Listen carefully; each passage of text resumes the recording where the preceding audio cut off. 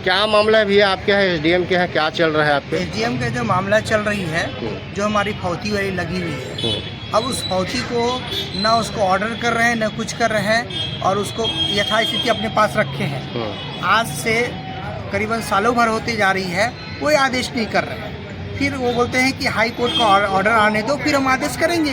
तो high court को मैंने ऑर्डर लाया, उसके बावजूद भी जो सामने वाले जो है ना उनको जो आपत्ति करता है उसको पार्टी बना करके केस को चला रहे हैं, जबकि वो हमारी किसी ऊपर से लेके कहीं पार्टी थी नहीं। तो हमको इस एसडीएम के यहाँ कहाँ से पार्टी बनी?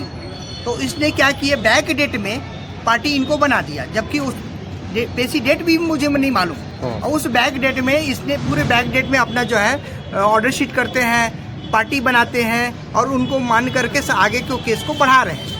हमने बोला कि साहब मेरे को एक ये आवेदन दिया हूँ, मेरे को सर्टिफाई कॉपी चाहिए। तो बोले ठीक है आप आवेदन लगा दो। तो मैंने कल आवेदन लगाया और आवेदन लगा कर मेरे पूरी फाइल को देखा तो फाइल में 110 में ना बैक डेट में इसको पार्टी बना दिया था। 110 में जो हाई कोर्ट से वो आदमी हारा हुआ है उसको पार्टी बनाया। फिर उसके बाद फिर बोला ठीक है हमको जो है सो पूरे फाइल की सर्टिफाई कॉपी चाहिए। तो सर्टिफाई कॉपी लेके आवेदन में लगाया तो बोला कि साहब का ऑर्डर में साइन नहीं है। मैं बोला कमिश्नर साहब को मेरे को दिखाना है, कमिश्नर साहब न्याय कर सकते हैं, उनको फाइल को दिखाना है। वो फाइल को मंगाए हैं तो उनके पास मैं जाऊंगा। तो बोले कि ऑर्डर शीट में साइन नहीं है तो आप कल आइए। तो मैं बोला भाई दिखा तो मेरे शर्ट में क्या ऑर्डर शीट है। तो मैंने आज मैं ज़बरदस्ती देखा ऑर्डर शीट में, मैंने बैक डेट में जनवरी, दिसंबर, नवंबर, दिसंबर, अक्टूबर, मतलब कंटिन्यू बैक डेट अभी तक फरवरी तक में बैक डेट में एक साथ ऑर्डर शीट में लिखे और उसमें साइन नहीं था। सील लगी हुई थी, साइन नहीं था। बोले साहब आएंगे, साहब साइन करेंगे तब आपको सर्टिफाई कॉपी देंगे। कॉपी निकालेंगे? हाँ कॉपी मुझे अभी नहीं मिला है। वो बोले कि साहब का साइन होगा तो हम लेंगे। तो मैंने क्या किया, मैंने फ़ोटो खींच लिया। बोलते हैं कि तुम बिना उसके आप कैसे फ़ोटो खींच ही नहीं सकते हो। बोला भैया ये चोरी हो रहा है ना, तो चोरी को तो हमको पकड़ना पड़ेगा, बिना हम कैसे जानेंगे भैया ये चोरी कर रहे हैं। तो यहाँ क्या है, बाबू से लेके एसडीएम सब मिली भगत करके पूरा करप्शन भंडार पड़े हैं।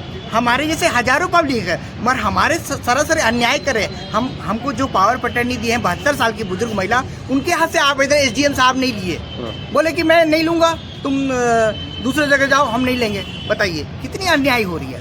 हाई कोर्ट को नहीं मान रहे हैं। अरे हमको मत मानो, हाई कोर्ट को तो मानो, हाई कोर्ट को ऑर्डर को मानो, उसको अवहेलना कर रहे हैं। और आए दिन जो है सो हम आते हैं, नहीं कल मिलेंगे परसों मिलेंगे, इसी तरह भटकाते जा रहे हैं। और हाई कोर्ट को मैंने ऑर्डर दिया, उस फाइल में लगाया, उसको छिपा दिए और छिपा करके बैक डेट में ऑर्डर कर रहे हैं। ये सरासर अन्याय है ना। तो मुझे न्याय चाहिए भैया, है ना। ऐसी स्थिति में तो आदमी कुछ भी, पब्लिक जो है तो हम पब्लिक मूर्ख है जो अधिकारी को अपने सर में बैठा के रखते हैं। कितने दिनों से घूम रहे हैं आप?